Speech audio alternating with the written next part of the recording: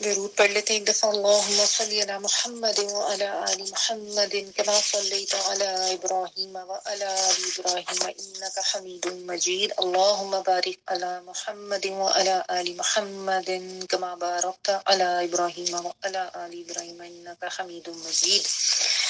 جی ہم نے جو ہے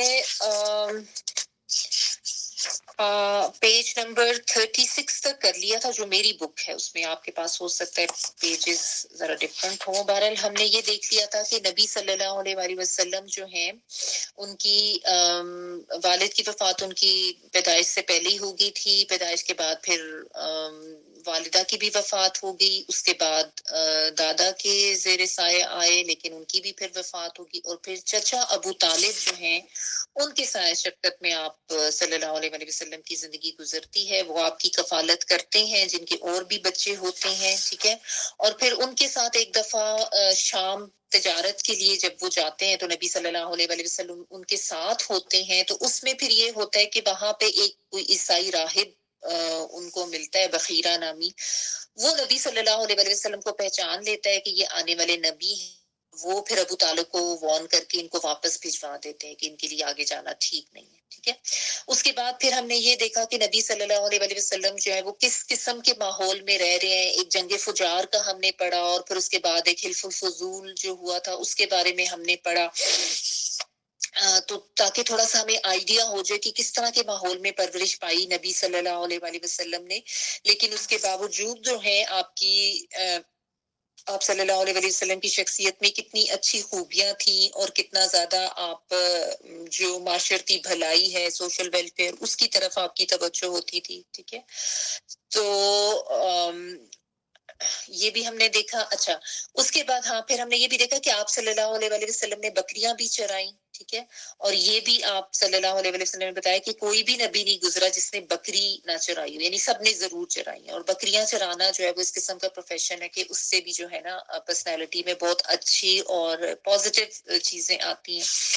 اس کو بھی ہم نے ڈیٹیل میں دیکھا تھا. اچھا اس کے بعد پھر اب حضرت خدیجہ رضی اللہ تعالی عنہا جو ہے وہ ان کی کس طریقے سے وہ انٹر ہوئی آپ صلی اللہ علیہ وآلہ وسلم کی زندگی میں. یہاں سے میں پیج نمبر 37 سے پڑھی ہوں. ہیڈنگ ہے ملک شام کا سفر اور حضرت خدیجہ رضی اللہ تعالیٰ عنہ کے مال کی تجارت. آپ صلی اللہ علیہ وسلم کا یہی شہرت سن کر خدیجہ رضی اللہ تعالیٰ عنہ نے آپ کو تجارت کے لیے اپنے مال کی پیشکش کی. وہ شرف اور مال دونوں کے لحاظ سے قریش کی سب سے معزز خاتون تھی اور لوگوں کو کچھ اجرت پر اپنا مال تجارت کے لیے دیا کرتی تھی. انہوں نے پیشکش کے ساتھ یہ بھی عرض کی کہ آپ کو سب سے اچھی اجرت دیں گے. یعنی نبی صلی اللہ علیہ وآلہ وسلم کے بارے میں اتنی اچھی باتیں انہوں نے سنی ہوئی تھی. یعنی ریپیوٹ آپ صلی اللہ علیہ وآلہ وسلم کی اتنی اچھی تھی جو صفات ہم نے ابھی پچھلے اس میں پڑھی. اس کو جب حضرت خدیجہ نے سنا تو حضرت خدیجہ رضی اللہ تعالیٰ عنہ جو ہے وہ تاجر خاتون تھی وہاں کی. ٹھیک ہے. بہت ریسپیکٹیبل سمجھی جاتی تھی. بہت زیادہ پاک دامن اور بہت زیادہ لوگ ان کی ریسپیکٹ کرتے تھے. اور مالدار خاتون تھی اور ان کا طریقہ یہ تھا کہ اپنا مال جو ہے تجارت کے لیے لوگوں کو دیتی تھی. ٹھیک ہے. تو نبی صلی اللہ علیہ وآلہ وسلم کی جب انہوں نے اتنی اچھی ریپیوٹ سنی تو ان کو بھی بلایا اور ان کو کیا کہ میں آپ کو بہت اچھی اجرت دوں گی. یعنی آپ میرا مال جو ہے وہ تجارت پہ لے کے جائیں. تو آپ نے ان کے غلام میسرہ کے ساتھ ملک شام کا سفر کیا. اپنا غلام بھی انہوں نے ان کے ساتھ بھیج دیا. اب وہاں پہ خرید و فروخت کی اور خوب فائدہ ہوا. یعنی نفع ان کو خوب ہوا منافع اور اس قدر برکت ہوئی کہ پہلے کبھی نہ ہوئی تھی. پھر مکہ واپس آئے اور امانت ادا فرما دی. ٹھیک ہے نا. تو اللہ تعالیٰ کی طرف سے بھی ایسا ہوا کہ زیادہ اچھا پروفٹ ہوا جو کہ پہلے کبھی نہیں ہوا تھا. ٹھیک ہے. اگلی ہیڈنگ ہے حضرت خدیجہ رضی اللہ تعالیٰ عنہا سے شادی. ادھر حضرت خدیجہ رضی اللہ تعالیٰ عنہ نے امانت و برکت کا یہ حال دیکھا تو دم بخود رہ گئی کہ مطلب نبی صلی اللہ علیہ وآلہ وسلم نے اتنی امانت سے اور اتنی سچائی سے سارا کام کیا اور سب صحیح طریقے سے. یعنی ایکسٹرا منافع ہوا تھا نا. کوئی اور ہوتا تو بیچ میں کوئی ڈنڈی وغیرہ مار جاتا کہ نہ پتہ چلتا. کیونکہ ظاہر اس زمانے میں تو کوئی ایسے طریقے نہیں ہوتے تھے کہ پتہ چل سکے کہ جی سب کچھ جو ہے وہ آن لائن ٹرانزیکشن ہو رہی ہے یا اس کو ٹریک کیا جا سکے. تو زیادہ آسان تھا کسی کو بھی دھوکہ دینا. ٹھیک ہے. تو وہ حیران ہوئی کہ ایک تک انہوں نے دیکھا کہ برکت ایسی ہوئی ہے کہ منافع زیادہ ہوا ہے. ٹھیک ہے نا. جب انسان آنےسٹ ہوتا ہے اور सच्चाई से अपने काम करता है ना, तो फिर अल्लाह ताला की तरफ से भी खास बरकतें आती। तो यही हुआ, वो हैरान भी हुई। और फिर जो उनका गुलाम था ना सात मैसरा, उसने भी आपके शीरीं शमाइल और बुलंद अखलाक, और कहा जाता है कि धूप में दो फरिश्तों के साया करने का हाल भी बयान किया। यानी वो जो गुलाम था उसने भी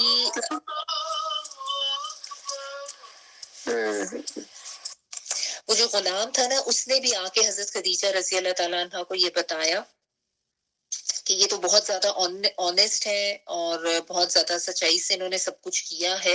और साथ उसने इस सफर में भी जो एक करामत जाहिर हुई ना, वो भी बताया कि उसने भी नोट किया कि धूप में जो है ना, दो फरिश्ते जैसे उनके साथ साया कर रहे थे, यानी कोई खास किस्म का साया उनके साथ था। अल्लाह ताला मुझको ये आइडिया हो गया कि ये जो है कोई खास जो है वो पर्सनैलिटी है। जैसा मैंने आपको लास्ट टाइम भी बताया था ना कि इस तरह की करामात होती थी उस जमाने में, जो ये इसने भी देखी थी, बहीरा ने भी, और उसने भी कहा था कि मैंने देखा है कि पत्थर जो है वो झुक रहे हैं और दरख्त जो है वो झुक रहे हैं। अच्छा, तो हजरत खदीजा रजी अल्लाह ताला अन्हा ने महसूस किया कि उनका गोहरे मुराद उन्हें मिल गया है। चुनाचा उन्होंने आपके पास अपनी एक सहेली को भेजकर शादी की ख्वाहिश का इजहार किया और आप सल्लल्लाहु अलैहि वसल्लम ने तजवीज़ पसंद की और चचाओं से गुफ्तगू की। अब इसमें आप देखें कि हज़रत खदीजा रज़ी अल्लाह ताला अन्हा जो है वो इम्प्रेस तो हुई हैं, लेकिन किस चीज से इम्प्रेस हुई हैं? आप सल्लल्लाहु अलैहि वसल्लम की ईमानदारी से, आपकी शराफत से, आपकी सदाकत से, सच्चाई से और आपकी मेहनत से। मेहनत तो थी ना, जाहिर है इस किस्म के कामों में तो मेहनत होती है। यानी कोई मालो दौलत वगैरह से इम्प्रेस होने वाली बात यहाँ पे नहीं हमें नजर आती। वो तो था ही नहीं। आप सल्लल्लाहु अलैहि वसल्लम को जैसा हमने देखा खुद बकरियां चराते थे, तो कोई ऐसा मालो दौलत तो नहीं था। बाप की डेथ तो वैसे ही पैदाइश से पहले ही हो गई हुई थी, तो उधर से भी कोई ऐसे कोई मालो दौलत या कोई जायदाद वगैरह नहीं थी। तो यानी जो चीज देखनी चाहिए ना लाइफ पार्टनर में, चाहे यंग बच्चे हैं या वालदैन हैं, तो वो शराफत, ईमानदारी, ये चीजें बहुत ज्यादा मैटर करती हैं। क्योंकि आजकल असल में इतना ज्यादा मटीरियलिज्म हो गया ना कि ज्यादा नजर लोगों की मालो दौलत पर होती है, चाहे वो गलत तरीके से भी कमाया हो तो लोग उसकी तरफ इतना ध्यान नहीं देते। ठीक है ना, तो ये चीज थी।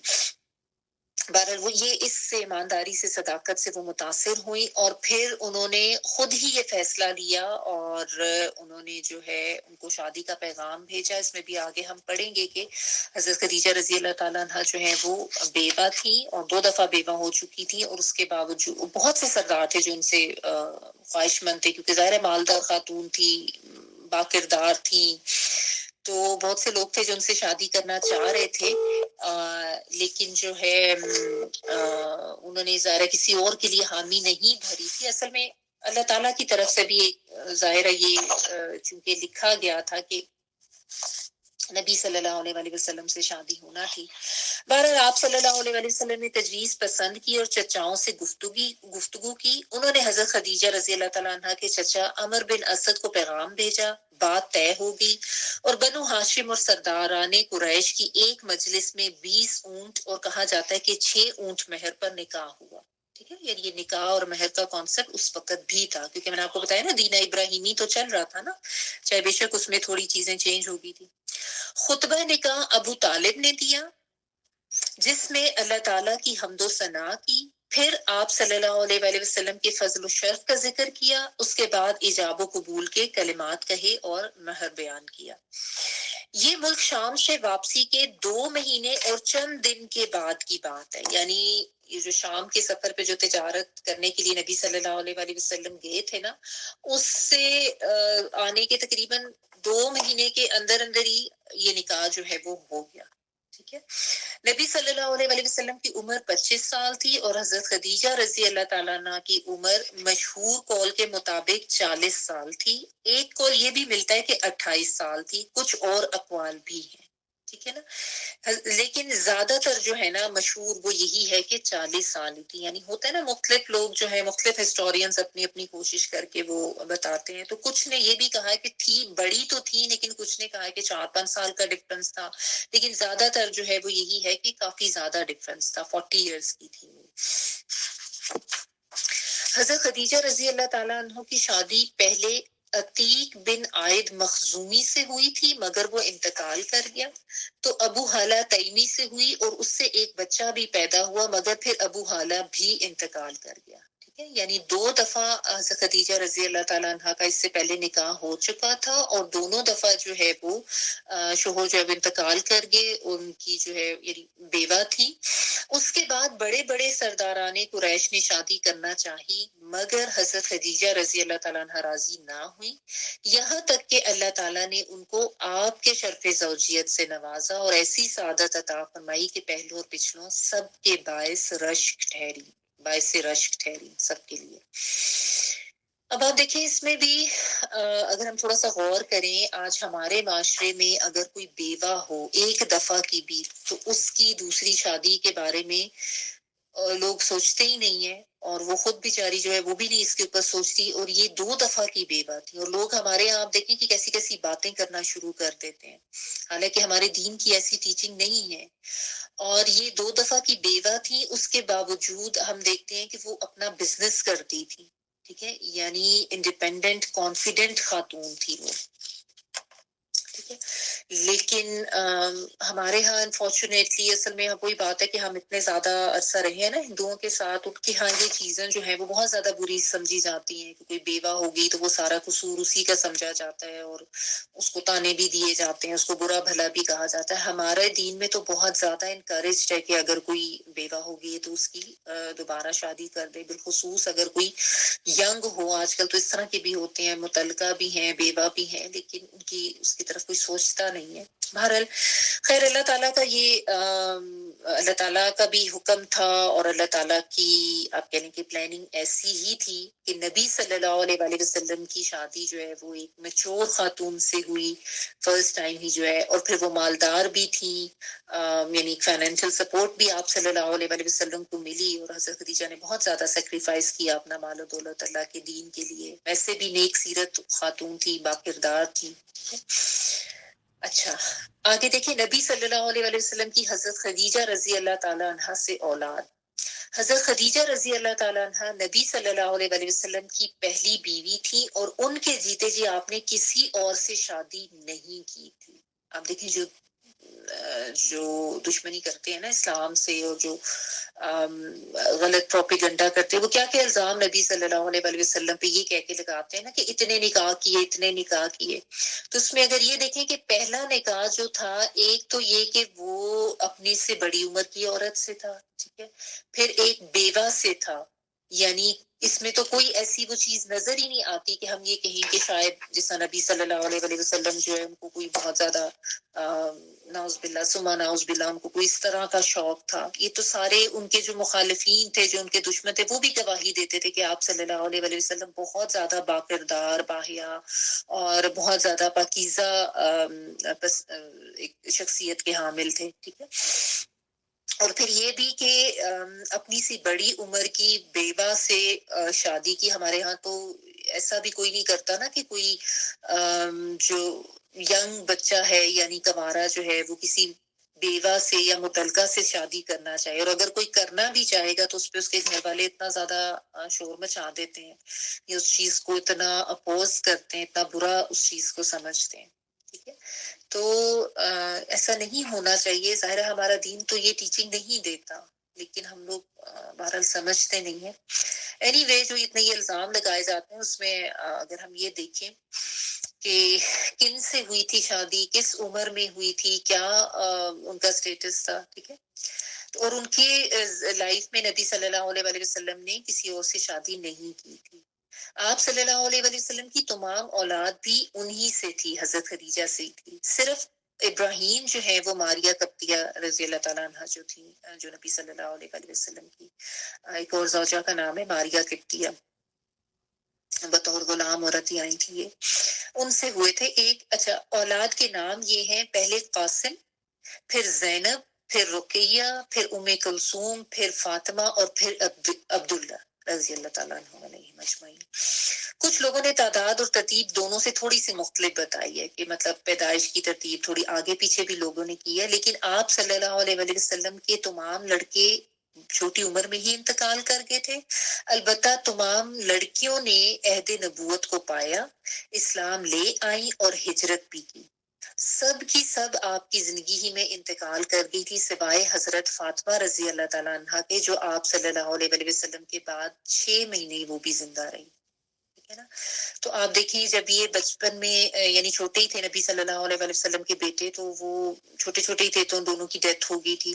تو دشمن جو ہے نا انہوں نے بڑا مذاق اڑایا تھا اور یہ کہا تھا کہ یہ تو جڑ کٹا ہے, اس کی تو جڑ ہی کٹ گئی ہے نعوذ باللہ. اور پھر کون سی صورت نازل ہوئی تھی؟ اللہ تعالیٰ نے پھر سورۃ الکوثر نازل کی تھی, ان شانیہ کا ہوا لبتر, کہ بے شک تمہارا دشمن ہی جو ہے وہ جڑ کٹا ہوگا, وہ بے نام و نشان ہوگا. کیونکہ عرب میں آپ کو پتہ ہے یہ چیز بہت زیادہ تھی, جیسا آج ہمارے معاشرے میں بھی ہے نا کہ بیٹا بیٹا, بیٹے سے نسل چلتی ہے, بیٹے سے نام ہوتا ہے, بیٹے سے جائیداد جو ہے وہ اس کو دینی چاہیے. ہمارے ہاں بھی یہ اس قسم کے غلط کانسیپٹس اور جو یہ کمپلیکسز ہی آپ کہہ لیں کہ بہت زیادہ ہے نا, تو اس طرح عرب میں بھی بہت زیادہ تھا. تو نبی صلی اللہ علیہ وسلم کے آپ دیکھیں بیٹے ہوئے تو صحیح پیدا, اور دیکھیں اولاد کا جانے کا دکھ, یعنی اولاد کی تکلیف جو ہے, اس طرح اولاد کی ڈیتھ بہت بڑا دکھ ہوتا ہے. اللہ تعالیٰ ہم سب کو اس سے محفوظ رکھے. لیکن اللہ تعالیٰ نے اپنی مقرب ترین جو ہستی تھی ان کو بھی یہ دکھ دیا تاکہ بعد میں کوئی یہ غم, کوئی یہ گلہ نہ کرے کہ میرے ساتھ ایسا کیوں ہو گیا. اور بلکہ آپ صلی اللہ علیہ وسلم کی جو یہ بیٹیاں بھی تھیں ان کی بھی ڈیتھ جو ہے آپ صلی اللہ علیہ وسلم کی زندگی میں ہی ہوگی تھی. حضرت زینب, حضرت رقیہ اور حضرت ام کلثوم رضی اللہ تعالیٰ عنہ, ان کی بھی. اور پھر حضرت فاطمہ جو ہیں ان کی بھی آپ صلی اللہ علیہ وسلم کی ڈیتھ کے کچھ عرصہ بعد ہی 6 months بعد ہی ان کی بھی ڈیتھ ہوگی. ٹھیک ہے. تو باقی تو سارے بچے آپ صلی اللہ علیہ وسلم کی زندگی میں ہی ان کی وفات ہوئی تھی. یعنی اتنا غم اور دکھ آپ نے اپنی اولاد کی طرف سے دیکھا تھا. اچھا, پھر آگے ایک اور اہم انسیڈنٹ ہے, اس کو بھی ہم پڑھ لیتے ہیں. بیت اللہ کی تعمیر اور حجر اسود کے جھگڑے کا فیصلہ.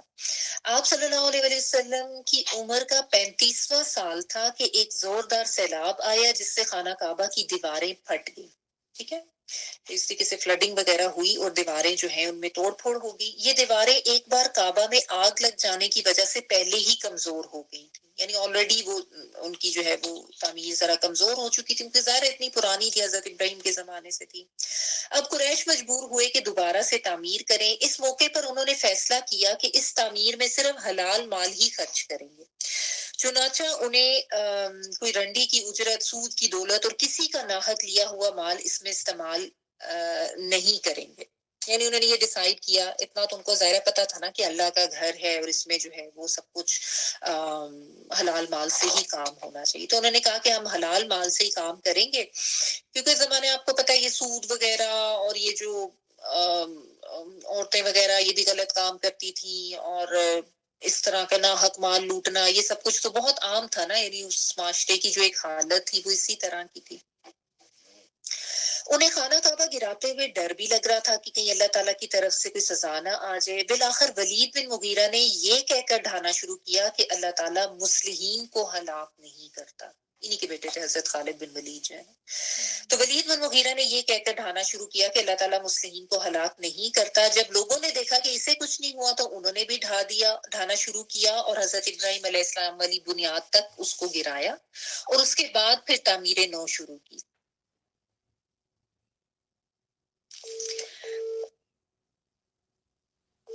اس کے بعد تعمیر نو شروع کی. تعمیر کے لیے ہر قبیلے کا الگ الگ حصہ مقرر تھا. یعنی اب سارے قبائل تھے نا, اور ظاہرہ اتنا ایک سعادت کا کام تھا, تو سارے قبیلے والے جو تھے وہ چاہ رہے تھے کہ ہماری اس میں شمولیت ضرور ہے. ٹھیک ہے نا. تو ہر قبیلے کا الگ الگ حصہ انہوں نے مقرر کیا کہ بھی سب جو ہے اس میں شامل ہو سکیں. اشراف اپنے کندھوں پر پتھر لاتے اور ڈھیر لگاتے, یعنی جو ایلیٹس تھے نا اس وقت کے سردار وغیرہ جو تھے, انہوں نے بھی اس میں اس طریقے سے پریکٹیکلی حصہ لیا کہ وہ کاندھوں پر پتھر لاتے, ڈھیر لگاتے. رسول اللہ صلی اللہ علیہ وسلم اور آپ کے چچا عباس بھی پتھر ڈھو رہے تھے. تعمیر کا کام باقوم نامی ایک رومی معمار کر رہا تھا. ٹھیک ہے, رومی تھا, شاید کوئی غلام وغیرہ ہوگا کسی کا. چونکہ مال اتنا جمع نہ ہو سکا تھا کہ عمارت جو ہے وہ حضرت ابراہیم علیہ السلام کی بنیادوں پر مکمل کی جا سکتی, اس لیے شمال کی طرف سے تقریباً 6 ہاتھ چھوڑ کر اس پر ایک چھوٹی سی دیوار اٹھا دی گئی تاکہ علامت رہے کہ یہ کعبہ کا ہی حصہ ہے. اس کو حجر الحتیم کہتے ہیں. حتیم کا تو سب کو پتہ ہی ہے نا, وہ جو ایک سیمی سرکل سا بنا ہوا نا خانہ کعبہ کے سامنے دیوار سی ہے, اصل میں وہ حضرت ابراہیم علیہ السلام علی جو اصل بنیاد تھی نا وہ تھی, وہاں تک تھا خانہ کعبہ. لیکن ان لوگوں نے چونکہ اب یہ ڈیسائیڈ کیا تھا کہ بھئی ہم نے جو ہے بس سارے حلال مال سے ہی کرنا تھا, اب وہ حلال مال اتنا ان کے پاس اکٹھا نہیں ہوا, تو اس سے پھر انہوں نے تعمیر کا کام جو اس کو تھوڑا شارٹ کٹ کیا, مختصر کیا اس کو, ٹھیک ہے نا, اور پھر وہ والا حصہ انہوں نے چھوڑ دیا تھا جس میں ایکچوئل جو حضرت ابراہیم کی تعمیر والی بنیاد تھی جس کے اوپر, ٹھیک ہے. اور یہ اللہ تعالیٰ کی اس میں دیکھیں نا یہی حکمت تھی کہ ایک کعبہ کا ایسا حصہ رہے جس کے اندر عام عوام الناس بھی جو ہے نا وہ سب جا سکے, وہ کہلاتا, وہ بھی کعبہ کا ہی حصہ ہے اصل تعمیر جو حضرت ابراہیم کی تھی, ٹھیک ہے نا. اور باقی تو جو ظاہر ہے جو خانہ کعبہ کا انسائڈ ہے وہاں پہ تو آپ کو پتہ ہی ہے کہ سارے جو بڑے جو کسی ملک کے حکمران وغیرہ ہوتے ہیں وہی جا سکتے ہیں, عام لوگ تو نہیں جا سکتے. تو اللہ تعالیٰ نے وہ ایک حصہ اپنی حکمت سے ایسا رکھ دیا کہ سب لوگوں میں سے جو بھی جائے وہ اس جگہ پہ اندر جا سکے. وہ it is just like going inside Kaaba, اور آپ میں سے اکثر لوگ گئے بھی ہوں گے. جب دیوار حجر اسود تک اٹھ چکی تو ہر سردار نے چاہا کہ وہی حجر اسود کو اس کی جگہ رکھنے کا شرف حاصل کرے. اب ظاہر حجر اسود جو ہے سب کو پتا تھا خاص چیز ہے اور اللہ کے گھر کی تعمیر ہو رہی ہے, تو سارے جو ہے نا وہ اس پہ اب آگے کہ ہم نے حجر اسود رکھنا ہے. اس پر سخت جھگڑا اٹھ کھڑا ہوا جو 4-5 روز تک جاری رہا. اب آپ کو پتا جھگڑا کرنے میں تو ویسے ہی قوم بہت زیادہ آگے تھی, اور قریب تھا کہ حرم میں خون خرابہ ہو جاتا, یعنی اتنا سیویر قسم کا جھگڑا ہو گیا کہ خون خرابہ, قتل و غارت بھی آپ لوگوں کو پتہ ہے ان کے لیے عام بات ہی تھی. تو خون خرابہ ہو جاتا, لیکن ابو امیہ نے جو سب سے زیادہ عمر رسیدہ تھا یہ کہہ کر فیصلے کی ایک صورت پیدا کر دی کہ مسجد حرم کے دروازے سے جو شخص پہلے داخل ہوا اسے اس جھگڑے کا حکم مان لیں گے. لوگوں نے سب نے یہ تجویز منظور کر لی. اب اللہ تعالیٰ کی طرف سے ظاہر ایسا ہونا تھا تو اللہ تعالیٰ نے اس کے ذہن میں یہ بات ڈالی, اس نے تجویز دی اور سب لوگوں نے اس کو ایکسپٹ بھی کر لیا. اللہ کی مشیت دیکھیں کہ اس کے بعد سب سے پہلے جو شخص داخل ہوا وہ آپ صلی اللہ علیہ وسلم تھے. سبحان اللہ. تو قریش نے دیکھتے ہی کہا حاذل امین ردیناہ, ہاذا محمد, یہ محمد ہیں جو کہ امین ہے, ہم ان سے راضی ہیں. سب راضی ہو گئے کہ بھئی ٹھیک ہے, کیونکہ آپ صلی اللہ علیہ وسلم کی صداقت امانت کے تو سارے ہی جو ہے وہ اقرار کرتے تھے, مانتے تھے. آپ صلی اللہ علیہ وسلم ان کے پاس پہنچے تو آپ کو ساری تفصیل بتائی گئی. آپ صلی اللہ علیہ وسلم نے اس کا حل یہ نکالا کہ ایک چادر لی, اس میں حجر اسود رکھا, سب سرداروں سے کہا کہ اس کا ایک کنارہ پکڑ کر اوپر اٹھائیں. سب نے ایسے ہی کیا. جب چادر حجر اسود کی جگہ تک پہنچا دی گئی تو آپ نے اپنے مبارک ہاتھ سے اس کی جگہ پر رکھ دیا. یہ اتنا عمدہ فیصلہ تھا کہ اس پر سب لوگ خوش ہو گئے. ٹھیک ہے, یعنی آپ دیکھیں ایک ایسی سچویشن ہو گئی تھی کہ لوگ ایک دوسرے کو مرنے مارنے پر تل گئے تھے. ٹھیک ہے, اور اس کے بعد پھر ایک تجویز پیش کی گئی, اس کے مطابق آپ صلی اللہ علیہ وسلم کے بارے میں ڈیسائیڈ ہوا کہ آپ ہی اس کو وہاں پہ رکھیں گے, اور آپ صلی اللہ علیہ وسلم اگر چاہتے آتے اٹھا کے حضرت کو اس کی جگہ پہ رکھ دیتے, کسی نے اعتراض نہیں کرنا تھا بیکاز سب ڈیسائیڈ کر چکے تھے نا. لیکن یہاں پہ بھی آپ نبی صلی اللہ علیہ وسلم کی جو شخصیت اور ان کی جو کوالٹیز ہیں اس کو اگر آپ دیکھیں نا کہ کتنی بصیرت سے اور کتنی حکمت سے آپ صلی اللہ علیہ وسلم نے کام لیا, کہ اخلاق اتنا بلند تھا نا. اور آپ صلی اللہ علیہ وسلم ایک صلح جو اور ایک امن پسند انسان تھے, جھگڑا وغیرہ آپ نہیں چاہتے تھے. اور دوسرا یہ کہ آپ میں عاجزی تھی نا, تو آپ نے کو خود نہیں بڑا بننا چاہا کہ بس ٹھیک ہے جی ہاں میرے حصے یہ آ گئے تو اب سب کو پیچھے کرو اور سب کو ہٹا دو اور میں آگے ہو جاؤں. نہ تو آپ کو کوئی اپنا نام بلند کرنے کی کوئی ایسی حرص تھی. آپ صلی اللہ علیہ وسلم کی شخصیت جو ہے نا وہ ایسی تھی کہ سب کو ساتھ لے کر چلنا اور ایک امن کے ساتھ اتحاد کے ساتھ کام کرنا. ٹھیک ہے, اس کو آپ پسند کرتے تھے اور یہی کیا آپ نے. تو آپ نے خود ہی یہ ڈیسائیڈ کیا کہ تاکہ سب کا حصہ اس میں ہو جائے، سب جو ہے وہ چادر پکڑ کے ادھر تک لے کے جائیں، ٹھیک ہے، ورنہ آپ خود کو نمایاں کرنا چاہتے کہ جس طرح کے عموماً لوگوں کا ہوتا ہے کہ باجی میرے نام کا قرہ نکل آیا تو اب تو میں ہی یہ کام کروں گا، ٹھیک ہے. تو لیکن آپ نے کسی کی دل آزاری جو ہے وہ کرنا پسند نہ کی، ٹھیک ہے، اور پھر وہ آپ نے اس طریقے سے معاملہ جو اس کا اتنا ایک اچھا حل نکالا. حجر اسود زمین سے 1.5 میٹر بلندی پر ہے اور دروازہ تقریباً 2 میٹر اونچا ہے. قریش نے اسے اتنا اونچا اس لیے رکھا کہ ان کی اجازت کے بغیر کوئی شخص کعبہ میں داخل نہ ہو سکے. دیواریں 18 ہاتھ بلند ہیں جبکہ پہلے 9 ہاتھ تھی. اندرون کعبہ 2 لائنوں میں 6 ستون کھڑے کیے گئے. یہ انسائڈ دا کعبہ آپ نے شاید پکچرز دیکھی بھی ہوں گی. 6 پلرز ہیں اس کے اندر. 15 ہاتھ کی بلندی پر چھت لگائی گئی ہے جبکہ پہلے نہ ستون تھے نہ چھت تھی. اچھا، نبوت سے پہلے آپ صلی اللہ علیہ وآلہ وسلم کی سیرت. اچھا، اس میں تھوڑا سا آپ کو یہ بھی ایک بتا دوں حجر اسود کے لیے جو ایک حدیث کا مفہوم ہے کہ آپ صلی اللہ علیہ وآلہ وسلم نے فرمایا کہ یہ پتھر جنت سے آیا تھا اور برف کی طرح سفید تھا، لیکن لوگوں کے گناہوں نے اسے کالا کر دیا. ٹھیک ہے، تو کب کا آیا ہوا نا آپ دیکھیں. پھر حضرت عمر فاروق رضی اللہ تعالیٰ عنہ سے یہ ثابت ہے کہ آپ رضی اللہ تعالیٰ عنہ نے جب اس کو بوسہ دیا تھا نا تو بوسہ دیتے ہوئے کہا تھا کہ تو صرف ایک پتھر ہے، نہ تو کسی کو کوئی فائدہ دے سکتا ہے نہ کسی کو کوئی نقصان دے سکتا ہے. اگر میں نے نبی صلی اللہ علیہ وآلہ وسلم کو نہ دیکھا ہوتا تجھے بوسہ دیتے ہوئے تو میں کبھی بھی یہ نہ کرتا. یعنی پتھر کی بھی جو وہ عقیدت یا اس کو جو بوسہ دینا ہے اس پتھر کی، وہ صرف اس وجہ سے ہے کہ نبی صلی اللہ علیہ وآلہ وسلم کو حکم دے کے اللہ تعالیٰ نے یہ ایک جو ہے طریقہ جاری کیا، یعنی آپ صلی اللہ علیہ وآلہ وسلم کی سنت ہے اس لیے ہم کرتے ہیں. اور پھر یہ بھی بعض روایات میں آتا ہے کہ قیامت میں جو ہے نا حضرت اسود کو زبان آنکھ دی جائے گی اور پھر وہ گواہی دے گا کہ کس نے حق کے ساتھ اس کو چوما تھا. آپ میں سے بھی ہم شور ہوں گے کچھ ایسے جن کو یہ اللہ تعالیٰ نے سعادت دی ہوگی کہ رش تو ظاہرہ بہت ہوتا ہے. anyway، نبوت سے پہلے آپ صلی اللہ علیہ وآلہ وسلم کی سیرت. آپ صلی اللہ علیہ وآلہ وسلم بچپن ہی سے سلیم العقل، پاک دامن اور بھرپور قوت کے مالک تھے. جوانی اور پختگی کا زمانہ آیا تو آپ کی خوبیاں اور نکھر آئیں. آپ درست سوچ، صحیح نظر، بہترین اخلاق اور عمدہ عادات کا سب سے بلند نمونہ تھے. آپ دیکھیں کوئی خوبی رہ نہیں گئی. سچائی اور امانت، مردانگی اور شجاعت، عدل اور حکمت، زہد اور قناعت، بردباری اور عفت، صبر و شکر، حیا اور وفا، خیر خواہی اور تواضع سب میں ممتاز تھے. بھلائی اور احسان میں آپ صلی اللہ علیہ وسلم کا کوئی ثانی ہی نہ تھا. یعنی آپ دیکھیں ایسے ہی نہیں چنے گئے اللہ تعالیٰ کی طرف سے، یعنی اتنے زیادہ خیر پر تھے، اتنی زیادہ آپ میں اچھی کوالٹیز تھیں. اور یہی ہوتا ہے کہ انسان خود ایک سٹیپ لیتا ہے تو پھر اللہ تعالیٰ کی طرف سے مدد آتی ہے نا. یعنی جو انسان خود ہی غلط کاموں کی طرف جانا چاہے تو اور اس کو سمجھایا بھی جائے تو وہ پھر بھٹکنا ہی اس کا نصیب ہو جاتا ہے. لیکن آپ صلی اللہ علیہ وآلہ وسلم کا بھی اگر آپ دیکھیں، ہم دیکھ ہی رہے ہیں کہ ساتھ ساتھ کیسا ماحول تھا جس میں پرورش آپ کی ہو رہی ہے. اس کے باوجود اتنی کوالٹیز تھی آپ کی، اور قناعت اور زہد، کیونکہ ظاہر ہے بچپن اس طریقے سے گزرا تھا. وہی بات جو ہم نے پڑھی کہ بہت زیادہ کوئی ایسا لیوش قسم کا بچپن تو آپ کا نہیں تھا کہ ہر چیز منہ سے نکالی اور مل گئی. اور پھر کبھی ایک کے ہاں کفالت ہو رہی ہے، کبھی دوسرے کے گھر پرورش ہو رہی ہے، کبھی کوئی کفالت کر رہا ہے، کبھی کوئی. تو یہ سب چیزیں ان سے آپ کے اندر جو ہے بہت صبر، شکر، قناعت، اس قسم کی کوالٹیز بھی آئیں. پھر حیادار بھی تھے، پھر بہادر بھی تھے. ٹھیک ہے نا، کیونکہ ظاہر ہے بچپن جیسے ہم نے پڑھا کہ بکریاں چراتے ہوئے گزرا.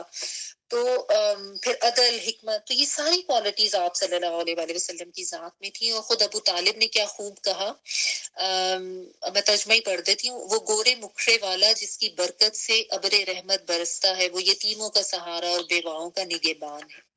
آپ صلی اللہ علیہ وسلم کی انہوں نے تعریف کی اپنے بھتیجے کی. آپ بہت صلہ رحمی کیا کرتے تھے. صلہ رحمی ہوتی ہے یعنی رشتہ داروں کے ساتھ بہت اچھا سلوک کرنا اور ان کے ساتھ جوڑ کے رکھنا. لوگوں کی بھی ہیلپ کرتے تھے، ان کا بوجھ اپنے سر لے دیتے تھے، تنگ دست کی مدد فرماتے تھے، ایسی مدد کہ وہ مالدار ہو جاتا تھا یا اس کو کوئی روزگار لگا دیتے تھے، مہمان کی میزبانی کرتے اور مصیبت کے مارے منہ سے تعاون کرتے تھے. یعنی جتنے بھی یہ سوشل ویلفیئر کے کام میں ان میں آپ صلی اللہ علیہ وآلہ وسلم کا انٹرسٹ تھا. اتنا یعنی خیر تھا نا آپ کے اندر، اتنا یعنی وہ فطرت پہ تھے نا. جو شخص فطرت پر ہوتا ہے نا، اپنی فطرت کو مسخ نہیں کرتا، تو پھر اللہ تعالیٰ بھی اس کے لیے جو ہے وہ خیر کا ہی معاملہ کرتے ہیں اور اس کے لیے جو ہے وہ آسانی کرتے ہیں خیر کی طرف جانے کی. تو آپ اس طریقے سے لوگوں کے لیے ہیلپ آؤٹ کرتے تھے کہ اگر کوئی بے روزگار ہے تو اس کی روزگار کا بندوبست کر دیتے تھے، اور مدد ویسے مالی امداد بھی فرماتے تھے.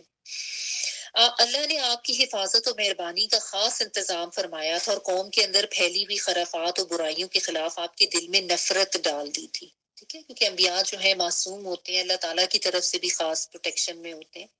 چنانچہ آپ بتوں کی عید پر حاضر نہیں ہوتے تھے اور نہ ہی شرکیہ میلوں میں جاتے تھے. اس زمانے میں ہوتا تھا نا، بتوں وغیرہ کے میلے لگتے تھے، اور اپنی جو بھی ان کا عید کا ایک جو بھی ان کے فیسٹیولز وغیرہ ہوتے تھے بتوں کے، عید وغیرہ کے نام سے، وہ اس میں لوگ جاتے تھے اور بڑے بڑے ان کے وہ میلے سے ہوتے تھے. لیکن آپ صلی اللہ علیہ وآلہ وسلم اس میں نہیں جاتے تھے. آپ آستانوں یا غیر اللہ کے نام پر ذبح کیا ہوا جانور بھی نہیں کھاتے تھے، اور نہ ہی بتوں کو چھوتے اور ان سے کوئی تقرب حاصل کرتے تھے. لات اور عزا کی قسم تو سننا بھی گوارا نہیں فرماتے تھے. یعنی اتنا زیادہ آپ صلی اللہ علیہ وآلہ وسلم کو یہ احساس تھا کہ یہ بت وغیرہ اور یہ سب چیزیں جو ہے یہ غلط ہے. اصل میں عربوں میں نا کچھ لوگ حنفاء کہلاتے تھے. حضرت ابراہیم کی نسبت سے ان کو حنیف ان کا تھا نا، قرآن مجید میں بھی آیا. تو ان کی نسبت سے کچھ لوگ تھے عرب میں، ان کو حنفاء کہتے تھے، جو کہ بالکل شرک نہیں کرتے تھے. آپ صلی اللہ علیہ وآلہ وسلم انہی حنفاء میں سے تھے ایکچولی. ٹھیک ہے نا، آپ نے دور جاہلیت میں بھی کبھی کوئی شرک نہیں کیا، کسی بت کو ہاتھ بھی نہیں لگایا، نہ کبھی ان کے پاس جاتے تھے. حالانکہ دیکھیں کوئی اس طریقے سے گائیڈنس وغیرہ تو نہیں تھی ابھی، جب تک نبوت نہیں تھی، لیکن بس فطرت پر تھے، اندر اچھائی تھی، خیر تھی. تو اس ساتھ اللہ تعالیٰ کا بھی پھر خاص انعام اور فضل تھا آپ صلی اللہ علیہ وآلہ وسلم کے ساتھ. ٹھیک ہے، ویسے بھی صادق امین پاک دامن تھے. بلکہ بعض لوگوں نے یہ بھی روایات بیان کیا ہے کہ اس زمانے میں بھی جو آپ یعنی جو بھی طریقہ تھا عبادت کا وہ کرتے تھے، ایون حج وغیرہ بھی کرتے تھے، اور حج کا پراپر طریقہ کرتے تھے. یعنی آگے تک جا کے میدان عرفات تک اور پھر واپس آتے تھے. جیسا وہاں کے تو لیڈس میں یہ تھا نا کہ وہ پورا طریقہ نہیں کرتے تھے حج کا. تو اس طرح کی روایات ملتی ہیں جن سے پتہ چلتا ہے یعنی جو لوگ اس زمانے میں تھے آپ صلی اللہ علیہ وسلم کے ساتھ کہ وہ بتاتے ہیں. اچھا، پھر لاسٹ ایک چھوٹے سا پیراگراف ہے، اس کو پڑھ لیتے ہیں. شراب نوشی اور کھیل کود کی مجلسوں سے بھی آپ انتہائی دور رہتے تھے. ایسی کسی مجلس میں آپ نے نہ کبھی شرکت کی، حالانکہ یہی مجلسیں تو جوانوں کی تفریح گاہ اور دوستوں کی جائے ملاقات ہوا کرتی تھی. یہ تو اس زمانے میں بھی تھا، اور آج بھی جس طرح ہمارے یہاں ہوتا ہے نا یوتھ کی پارٹیز ہو رہی ہوتی ہے ینگسٹرز کی، جہاں پہ مکس گیدرنگ بھی ہوتی ہے، اور پھر آج کل تو ذرا وہ میوزک اور ڈانس اور اس طرح کی چیزیں. بلکہ آج کل تو اللہ تعالیٰ معاف کرے ہمارے معاشروں میں بھی وہ ڈرنک وغیرہ کرنا یہ چیز بھی بڑی عام، شراب نوشی عام ہوتی جا رہی ہے. تو یہ اس زمانے میں بھی دور جاہلیت میں بھی یہ کام تھا. شراب نوشی ان لوگوں میں بھی بہت تھی، اور یہ عورتیں وغیرہ اس زمانے میں بھی یہ سب کام ہوتے تھے، غلط قسم کا شراب، زنا، جوا. اور اس زمانے میں بھی یہ جو ینگ لاٹ ہوتی تھی یہ کام کرتی تھی. لیکن نبی صلی اللہ علیہ وسلم کو نا اللہ تعالیٰ نے ان کی طبیعت میں ایسا رکھا ہوا تھا کہ ان کو یہ سب چیزیں بری لگتی تھیں. آپ نے ہمیشہ سے ان چیزوں کو اوائڈ کیا. صرف یعنی عبادت والا یعنی شرک سے ہی نہیں بچے ہوئے تھے، اخلاقی لحاظ سے بھی آپ صلی اللہ علیہ وآلہ وسلم اتنے پاکیزہ تھے کہ ایسی کسی بھی محفل میں وہ شامل ہی نہیں ہوتے تھے. حالانکہ دیکھیں ینگ ایج میں تو سب لوگوں کو شوق ہوتا ہے فن کر لیں، پارٹی کر لیں، انٹرٹینمنٹ کر لیں، لیکن یہی چیزیں پھر انسان کی شخصیت بناتی ہیں نا. تو اپنے بچوں کے اوپر نظر رکھیں، بالخصوص جو ینگ ایج میں ہوتے ہیں. ان کی کمپنی اچھی ہونی چاہیے، ان کی پریفرنسز اور ان کی جو جن پارٹیز یا جگہوں پہ وہ جا رہے ہیں آپ دیکھیں کہ کیا ہے. اگر تو غیر ضروری ہیں اور اس قسم کی غیر شرعی ہیں تو اس میں ظاہر ہے بطور پیرنٹس آپ لوگوں کی ذمہ داری آتی ہے، ہم سب کی ذمہ داری آتی ہے کہ ہم ان کو روکیں. ٹھیک ہے جی، آج اس کو یہیں تک رکھتے ہیں. انشاءاللہ باقی آگے وحی وغیرہ کا آنا یہ انشاءاللہ ہم نیکسٹ ویک سے سٹارٹ کریں گے. وآخر دعوانا الحمدللہ رب العالمین. سبحانک اللہم و بحمدک، نشہد ان لا الہ الا انت، نستغفرک و نتوب الیک. بارک اللہ لی و لکم فی القرآن العظیم، ونفعنی و ایاکم بالآیات و ذکر الحکیم. دعا کر لیجیے.